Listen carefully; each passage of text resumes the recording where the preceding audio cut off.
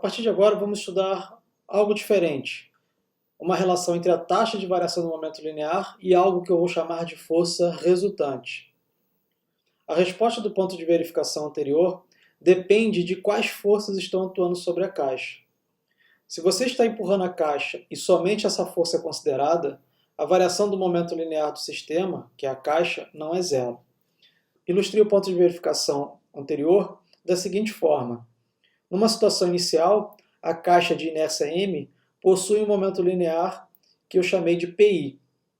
E aqui está você, que empurra a caixa com uma força constante, uma força exercida por você na caixa. Após um intervalo de tempo qualquer, o momento linear final da caixa é maior que o momento linear inicial da caixa. E você ainda continua empurrando a caixa com uma força constante. É a força que você exerce na caixa. A situação é a seguinte, eu ou você somos a vizinhança. Estamos empurrando a caixa, que é o sistema, com uma força constante durante um dado intervalo de tempo. Veja que o tempo avançou. Então, o momento final da caixa será maior que o inicial, devido à força aplicada. Eu sei que a variação do momento linear da caixa é igual à força que você exerce na caixa vezes o intervalo de tempo dessa interação. A variação do momento linear da caixa é o momento linear final da caixa menos o momento linear inicial da caixa. Ou, o momento linear final da caixa é igual ao momento linear inicial da caixa mais a força que você exerce na caixa vezes a variação do tempo. Isto é, a velocidade aumenta à medida que o tempo passa. Uma vez que o momento linear é o produto da inércia pela velocidade, se eu dividir essa equação pela inércia, eu teria a velocidade.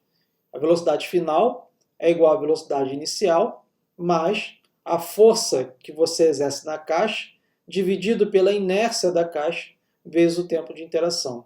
Então, nós vemos que a velocidade aumenta no tempo. Qual o momento da caixa após eu ter deixado de empurrá-la? Vejamos uma simulação bem simples. Eu vou dizer que não existe nenhum atrito entre a caixa e a superfície.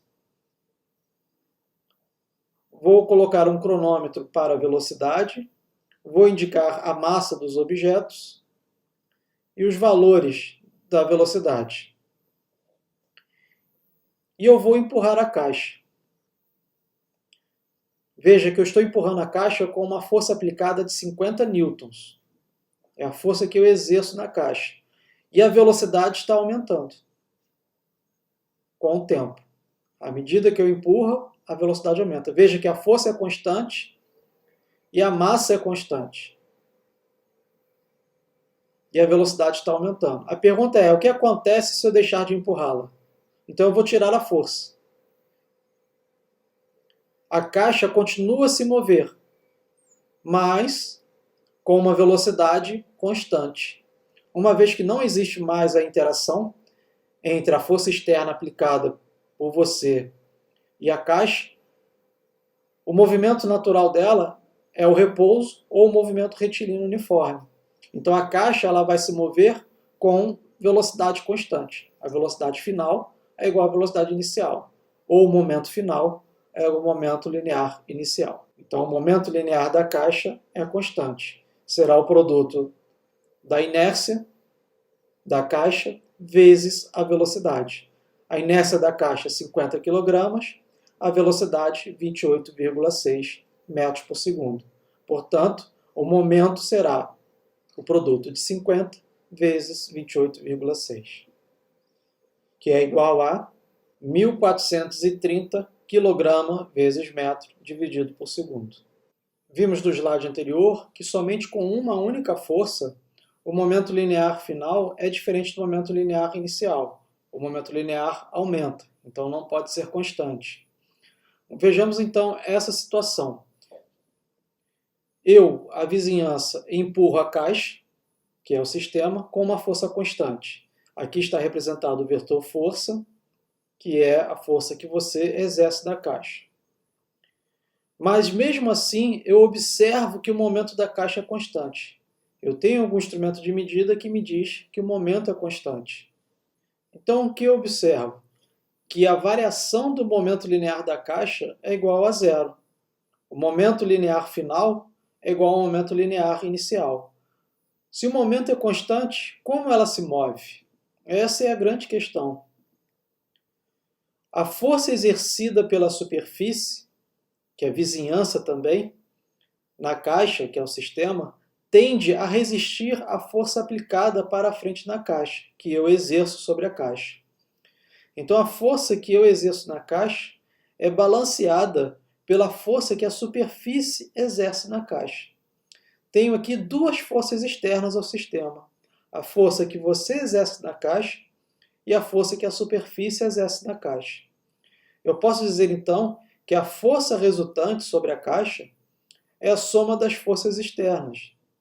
É a soma da força que você exerce na caixa mais a força que a superfície exerce na caixa. E a soma vetorial dessas forças, o que eu chamo de força resultante, é zero. Então, ao falar soma vetorial das forças, isto é o mesmo que dizer força resultante. Eu não estou dizendo que não existe força, estou dizendo que a somatória das forças é igual a zero. Portanto, se eu utilizar a minha equação do momento, que o momento final é igual ao momento inicial, mais a força resultante sobre a caixa, vezes o intervalo de tempo da interação, se a força resultante sobre a caixa é zero, o momento final é igual ao momento inicial. Se eu dividir o momento pela inércia, eu encontro a velocidade. A velocidade final é igual à velocidade inicial, mais a força resultante dividido pela inércia da caixa, vezes o tempo de interação. Se a força resultante é zero, a velocidade final da caixa é igual à velocidade inicial. Aqui vemos que existe movimento sem a necessidade de uma força resultante diferente de zero. Então eu vou colocar um medidor de velocidade, a massa, os valores e a soma das forças, pois agora eu tenho duas forças, uma força que a superfície exerce na caixa e a força que eu exerço na caixa. Eu vou colocar uma força inicial de 150 newtons. Então, a força que a superfície exerce na caixa vale 94 newtons. E a força que eu exerço na caixa vale 150 newtons. Existe uma força resultante de 56 newtons, que é a diferença de 150 menos 94. Veja que a velocidade aumenta com o tempo. O que acontece se eu tirar a força?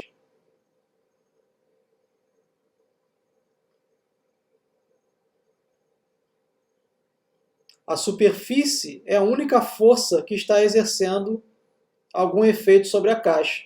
E essa força que a superfície exerce sobre a caixa vai fazer a caixa parar de se mover.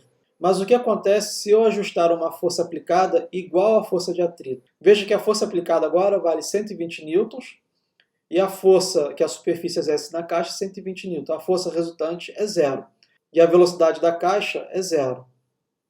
Vou aumentar um pouco mais a força aplicada. Pronto, entrei em movimento.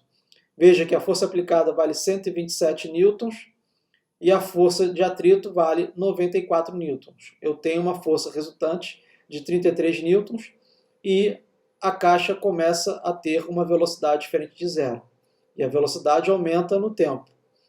Agora, o que acontece se eu diminuir a minha força aplicada e ela fica igual à força que a superfície exerce na caixa, que é de 94 newtons? Veja que a força resultante vai diminuindo.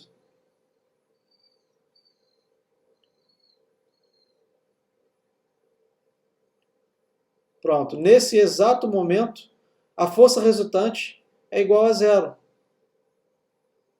E a caixa continua a se mover com velocidade constante, 24,7 metros por segundo.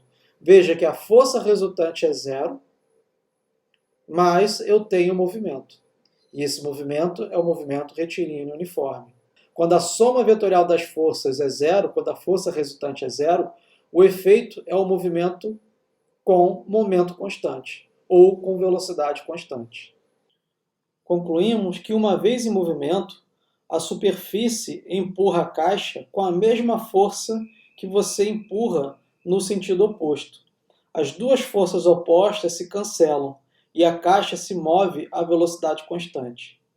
A força que você exerce na caixa mais a força que a superfície exerce na caixa é igual a zero. Ou, em outras palavras, eu posso dizer que a força resultante sobre a caixa é igual a zero. Quando isto acontece, a caixa terá um movimento com velocidade constante, ou MRU. A variação do momento da caixa é igual à força resultante sobre a caixa vezes o intervalo de tempo da interação. Se a força resultante sobre a caixa é zero, a variação do momento da caixa é igual a zero, e o momento final da caixa é igual ao momento inicial da caixa. Não é necessário uma força para manter um objeto em movimento. Basta que a soma vetorial das forças se anule. O papel da força é alterar o estado de movimento. Se o objeto está em repouso, é necessário uma força para tirá-lo do repouso.